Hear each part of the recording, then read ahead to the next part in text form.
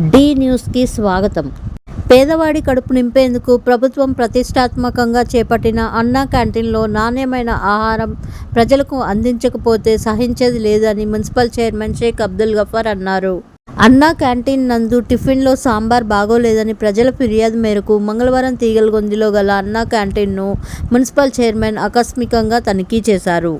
ఈ సందర్భంగా municipal chairman Sheikh Abdul Ghaffar ఎంతమందికి టోకన్లు ఇస్తున్నారు, భోజనం నాణ్యత ఎలా ఉంది, ఏమైనా లోపాలు ఉన్నాయా వంటి వివరాలు నిర్వాహక సిబ్బందిని అడిగి తెలుసుకున్నారు. అందరితో పాటు కలిసి టిఫిన్ నాణ్యతను పరిశీలన చేసి అసంతృప్తి వ్యక్తం చేశారు.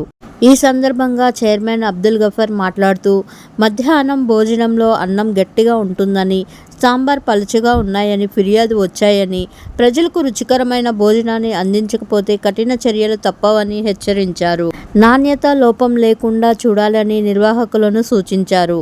భోజనాలు టిఫిన్లలో నాణ్యత పాటించకపోతే ఉన్నతాధికారులకు తెలిపి కఠిన చర్యలు తీసుకుంటామని హెచ్చరించారు. అన్నా క్యాంటీన్ పరిసరాలను పరిశీలించి పరిశుభ్రంగా ఉంచాలి అని నిర్వాహకులకు సూచించారు. Thank you for watching. Please subscribe to my channel.